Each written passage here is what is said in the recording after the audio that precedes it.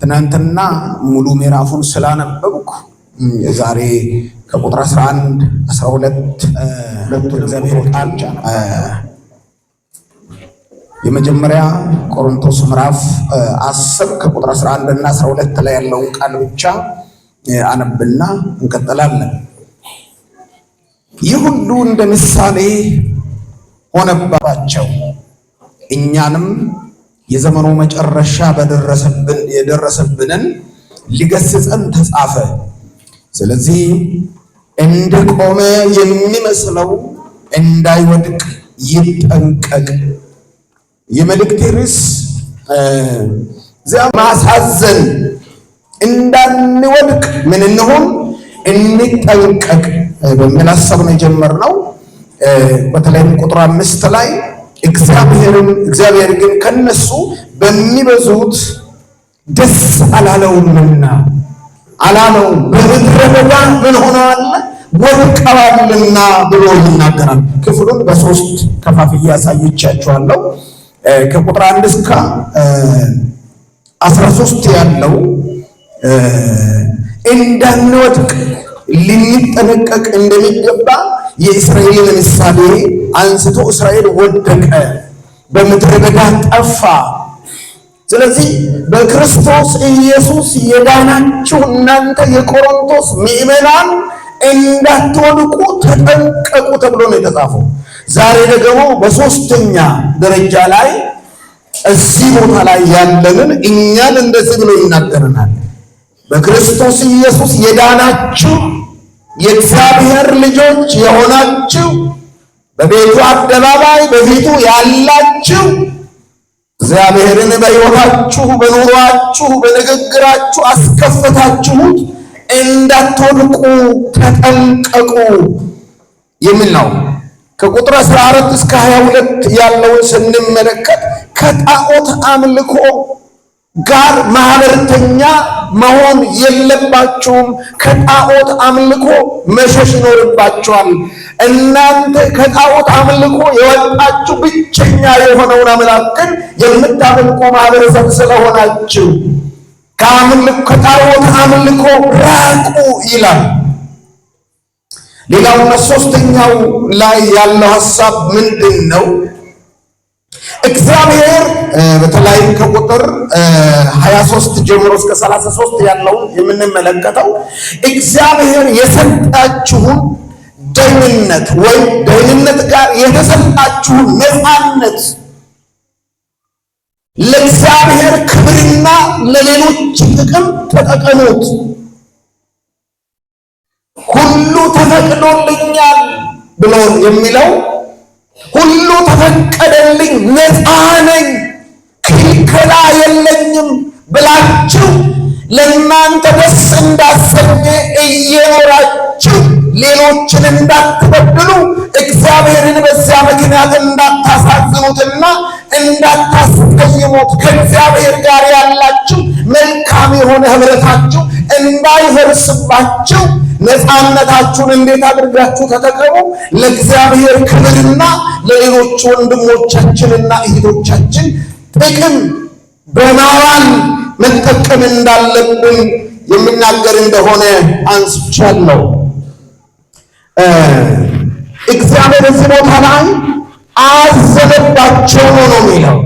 ስለዚህ እግዚአብሔር ደስ ሊሰኝ ሲገባ ጦሳይ የተሞላ ኡፋይት ነው በስሺ እታየው ማልዶ ማዶ በደንዳጋ ጦሳይ በከያተ ታከት ኩንዶ ሳበ ደንትዶ ጋቷ ጦሳ የትቦንች ነው በሲያጌቲ ጦሳ ቦንቺሮጋ አግሊ ሐረሳን በእንዲ ጦሳይ አይባጋንደ የተሞላን አዘኒስ የጋብ ደንዳጋ አላንዶና ጣይዶሰና ሀዲስ የወላይተኛ የኔ ደግሞ ትንሽ ወፍራም ነው። በ12 ዓመት ትግል ያገኘኋት ወላይተኛ ናት። እግዚአብሔር ልደሰትባቸው ይፈልግ ነበር፣ ግን እግዚአብሔር ምን አልሆነባቸውም ይላል፣ አልተደሰተባቸውም። እግዚአብሔርን ምን ያስደስተዋል የሚለውን ነገር ስብከት አይደለም፣ ሐሳቡን ዝም ብዬ ላንሳና እግዚአብሔር የመጀመሪያ ሰዎች ሲፈሩትና ሲያከብሩት እግዚአብሔር ደስ ይሰኛል። እግዚአብሔር የሚፈሩትን በምሕረቱም በሚታመኑት ይደሰታል ይላል መዝሙር 147 ቁጥር 11 ላይ እግዚአብሔርን በሚፈሩት በምሕረቱም በሚታመኑት ምን ይሆናል? ይደሰታል ይላል። ስለዚህ እስራኤል እግዚአብሔርን ማስደሰት እየቻሉ አላስደሰቱትም። ስለዚህ ጳውሎስ ቆሮንቶሶችን እግዚአብሔርን ደስ ማሰኘት የሚያስችል ነገር አላችሁ፣ ደስ ማሰኘት አቅቷችሁ እግዚአብሔርን በማስከፋት እንዳትወድቁ ብሎ ሲመክራቸው በምክንያት ነበር። በቆሮንቶስ ከተማ ብዙ ፈታኝ ነገሮች ነበሩ። ማታ እንደነገርኳችሁ ፈታኝ ነገሮች ነበሩ። እርስ በርስ መካከላቸው ላይ የነበረው ሹክቻ ችግር ነበረበት። የቅድስና ችግር ነበረበት። የማህበራዊ ሕይወት ግንኙነታቸው ላይ ችግር ነበረባቸው። መንፈሳዊ ዕውቀታቸው ላይ ችግር ነበረባቸው። እንደውም ጳውሎስ ምዕራፍ 3 ላይ እንደዚህ ነበር የሚለው ገና ስጋውያን ናችሁ። ስጋውያን መሆናችሁን ምናችሁ ያሳያል? ባህሪያችሁ ያሳያል። አንዳችሁ ሌላችሁን ምን ታረጋላችሁ? ትቀናላችሁ። እርስ በርሳችሁ ምን ትሆናላችሁ? ትጣላላችሁ። መግባባት በመካከላችሁ የለም እያለ ይናገራል ማለት ነው። ያሰብኩት ነገር በመለኮት ብርታት በኃይሉ በጸጋው ትልቅ ድልና ነፃነትን ያጎናጸፈንን እግዚአብሔርን በትክክል አውቀን እግዚአብሔርን የሚያስደስት ሕይወት እንዲኖረን በማሰብ ነው። ሁለተኛ የተሰጠንን ድል ነፃነት ለራሳችን በሚመች መልኩ ብቻ ሳይሆን ለእግዚአብሔር ክብርና በዙሪያችን ላሉ ማህበረሰቦች ወንድሞቻችን ጥቅም ነገሮችን ማድረግ የሚገባን እንደሆነ ለማሳወቅ ለማሳየት ነው። ሶስተኛ በየዕለት ኑሯችን የእግዚአብሔርን ፈቃድ በሕይወታችን እያስቀደምን እግዚአብሔር የሚከብርበትን ኑሮና ሕይወት በመኖር እግዚአብሔርን ደስ በማሰኘት ከእግዚአብሔር ዘንድ በሚመጣው በረከት ሕይወታችን ተሞልቶ ተትረፍርፈን ለብዙዎች በረከት ወደምንሆንበት መንፈሳዊ ዓለም ውስጥ እንድንገባ ግፊት ለማድረግ ነው።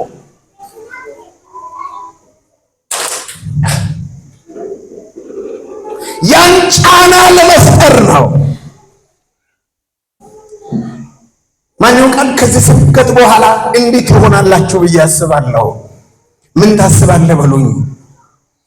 በመለኮት ኃይል በጸጋ መዳናችሁን አውቃችሁ እግዚአብሔርን በማንኛውም ነገር ላለማስከፋት ራሳችሁን ኮንትሮል አድርጋችሁ ለእግዚአብሔር ራሳችሁን ትሰጣላችሁ የሚል እምነት አለኝ። ሁለተኛ ምንም አይነት ፈተና በሕይወታችሁ ያልከበል በእግዚአብሔር የማይታለፍ ነገር የለም ብላችሁ በእምነታችሁ ጸንታችሁ በመቆም ለማንም ከራሱ ከሚችለው በላይ ፈተና ሊያጋጥም አይችልም ነው የሚለው። ቢያጋጥም እንኳን ጌታ ከፈተና ጋር ምን ይሰጣል?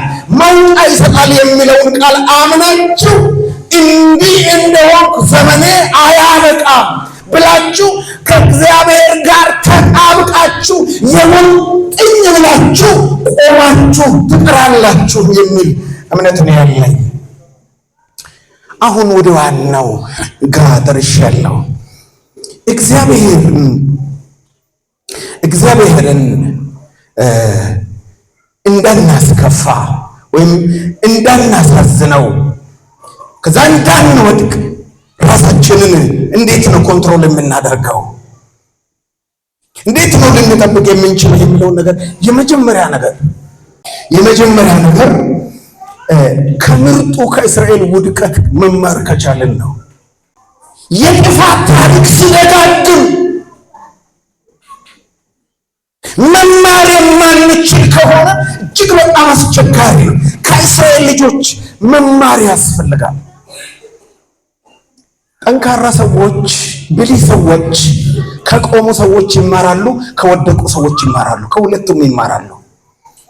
ሄሎ እየሰማችሁኝ ነው ወይ? ራሱን በራሱ ላይ አለቃ ያደርጋል። የእስራኤል ልጆች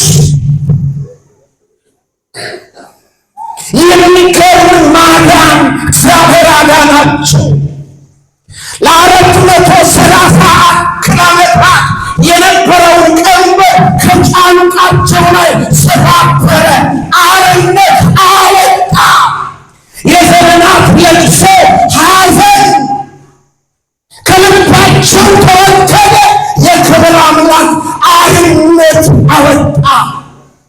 በክብር ከፍ ከፍ ብሏል እያሉ ዘመሩ። በክብር ከፍ ከፍ ብሏልና ንጉሡ፣ በዝቶልናል ለእኛ ማዳኑ ፈውሱ። በክብር ከፍ ከፍ ብሏልና አምላክ እንደሆነ ካወቅን የእስራኤል ልጆች እግዚአብሔርን አላከበሩትም። ቆሮንቶስ ምዕመናን ከአሕዛብ ወገን የዳናችሁ ከጣዖት አምልኮ የመጣችሁ እንደገና ችግር አለባችሁ እንዳትወድቁ። የሚገርመው ነገር መጽሐፉ የሚለውን ቃል በደንብ አስተውላችሁ የቆመ የሚመስለው እንጂ የሚለው የቆመ አይልም እኮ አገኝተሻምባው አሜን ንጋኔ ወላይተቶ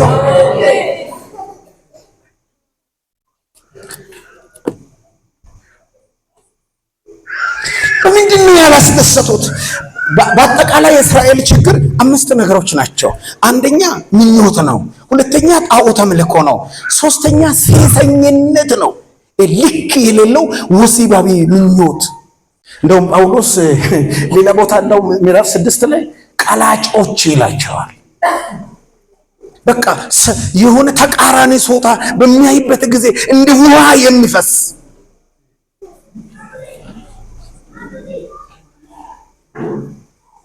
ሌላው ጌታን መፈታተን ነው። 5ኛው ማንጎራጎር ነው ብሎ ነው ያስቀምጠውና የመጀመሪያ ነጥቡን ቶሎ ቶሎ ብዬ ልናገራችሁና ክፉ ምኞት ነው። ምኞት ምንድነው የሚለው ቁጥር 6 ላይ ክፉ ነገርን እንደተመኙ እኛ ደግሞ እንዳንመኝ ምሳሌ ሆነልን። የተወደዳችሁ ወንድሞችና እህቶቼ ማን ነው ያልተመኘው? እግዚአብሔር የሰጠኝ ይብቃኝ፣ ቤቴ ይብቃኝ፣ አልጋ ይብቃኝ፣ ኑሮ ይብቃኝ ያለው ማን ነው? ማን ነው በእናንተ መካከል? በእርግጠኝነት እናገራለሁ ይሄን ድንባር እየተላለፉ በርካታ ሰዎች አሉ እዚህ ውስጥ። ማን ነው ራሱን የጠበቀ? እግዚአብሔር የራሷን ትዳር አጋር እስኪሰጥ ድረስ ድንግልናዋን ጠብቃ የተቀመጠች ወጣት ሴት ማን ነች? መጽሐፍ ቅዱስ እንዲህ ይላል፣ ውዴ ሆይ አለች ያቺ ሱላማጠስ፣ ሁሉን ለአንተ ምን አድርጌልሃለሁ? ጠብቄልሃለሁ። ራሷን የጠበቀች ሴት ሁል ጊዜ በባሏ ፊት ሞገስና ክብር አላት። ሄሎ ሴቶቹ በተለይ ወንድሞች አይታወቅባቸውም። እንደ ድመት አፋቸውን ጠርገው ነው ጥለው የሚሄዱት። እግዚአብሔር ከወንድ ሰይጣን ይጠብቃችሁ። አሜን በሉ እስቲ ሴቶች። አሜን ልገከቴ ወንድ አይታወቅበትም። አራግፎ ነው የሚሄደው። በትንሽ ጊዜ የዕድሜ ልክ ሕይወትሽ ይናጋብሻል። ለትንሽ ጊዜ ደስታ፣ ለትንሽ ጊዜ ፍስሐ።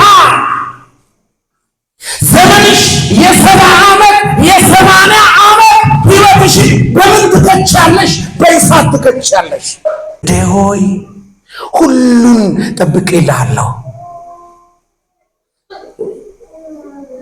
በደገናው አካባቢ የምትኖሩ የቃለ ሕይወትም ከሌላም ቤተ ክርስቲያን የመጣችሁ እህቶችና ወንድሞች በብዙ ትሕትናና በብዙ አክብሮት እጠይቃችኋለሁ፣ ራሳችሁን ጠብቁ። እንበት ዘመን እጅግ በጣም አሳሳቢ ዘመን። የእስራኤል ልጆች ምኞት ተመኘው። ወደ ኋላ ልመልሳችሁና ቁጥር 4 ላይ እንደዚህ ይላል፣ በመካከላቸው የነበሩ ልዩ ልዩ ሕዝብ እጅግ ጎመጁ፣ የእስራኤልም ልጆች ደግሞ ያለቅሱ ነበር፣ እግዚአብሔር አንከራቶናል ብለው። በእውነት እግዚአብሔር እስራኤልን አንከራቷል? በሰላም ከምንኖርበት ሳንለፋ ሳንቸገር ከምንበላበት ባዶውንና ዱባውን ነጩን ሽንኩርት እንዲሁ ከምንበላበት ስጋ በሚበስልበት ምንቸት ባጠገብ ላይ ቁጭ ብለን ከምንበላበት በዚህ ምድረ በዳ አዋረደን፣ አጎሳቆለን አሉ።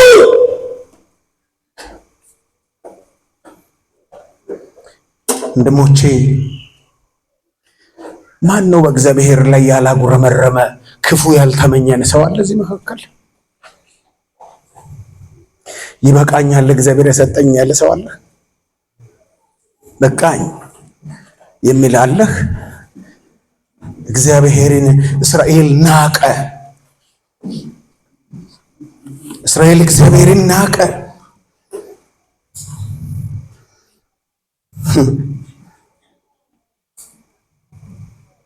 መጽሐፍ ቅዱስ ምኞትን ሁሉ አይጠላም አይደለም?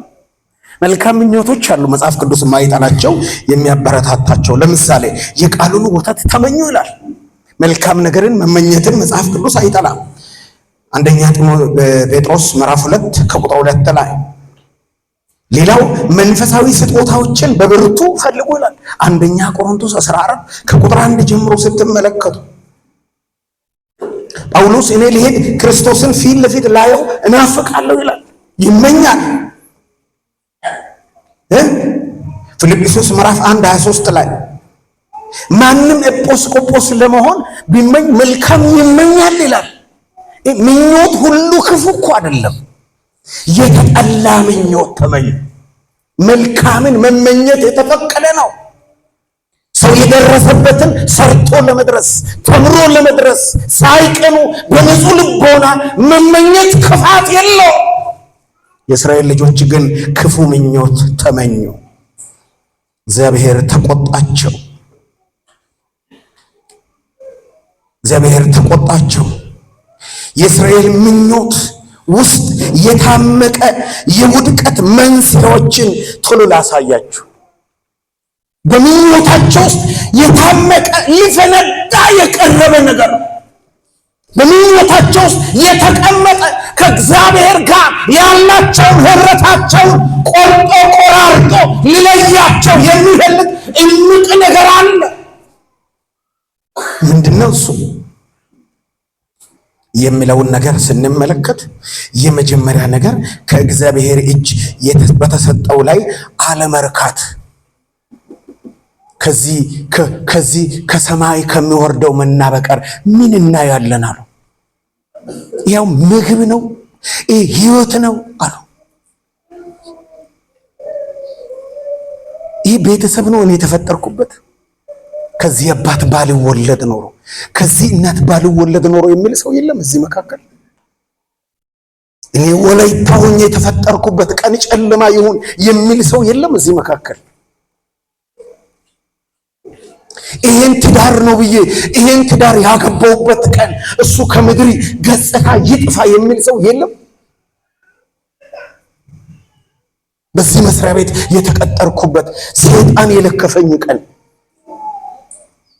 ህይወቱ ጨለማ እንዲሆን ግራ እንዲጋባ የተደረግኩበት ብሎ የሚል ሰው የለም። እግዚአብሔር ባስቀመጠበት የማይረካ እግዚአብሔር የሰጠን አገልግሎት የማይረካ መልኩን አይቶ በጌታ በኢየሱስ ስም ምን ይመስላለሁ እኔ ደግሞ ደሞ አፍንጫዬ በጌታ በኢየሱስ ስም ደሞ ጥርሴ ምን ይመስላል? ሰው ይመስላል። ሄሎ በንጹህ ልቦና እግዚአብሔርን ሕዝብ ለማገልገል ሁሌም የሚጠማ ሰው ነኝ። ቤተሰቡን ያልጣለው የተማራችሁበትን ትምህርት ቤት የምትረግሙ መምህርን የምትረግሙ የሰፈር ሽማግሌን የምትረግሙ የቤተ ክርስቲያንን መሪ የምትረግሙ እግዚአብሔር ዘሩን እንደዚህ ያድርግ። ሕይወቱ ጨለማ ይሁን እያለ ሰርግም ሰው ማን?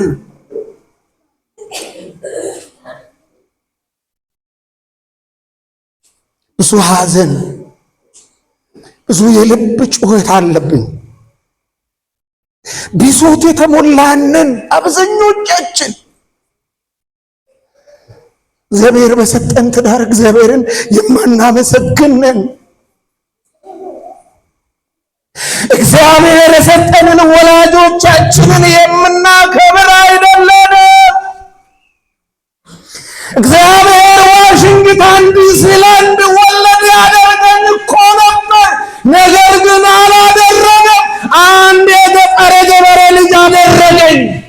በቃ እግዚአብሔር ፈልጎታል። እግዚአብሔር ከፈለገው ተቀበሉት። ሲናማርር ሕይወቱ መራራ እየሆነ ነው የሚሆነው። ማመስገን ስንጀምር መራራው መጣፈጥ ይጀምራል። ማመስገን ስንጀምር ጨለማ ወደ ብርሃን መቀየር ይጀምራል። ማመስገን ስንጀምር ጥቂቱ ነገራችን መትረፍረፍና መብዛት ይጀምራል።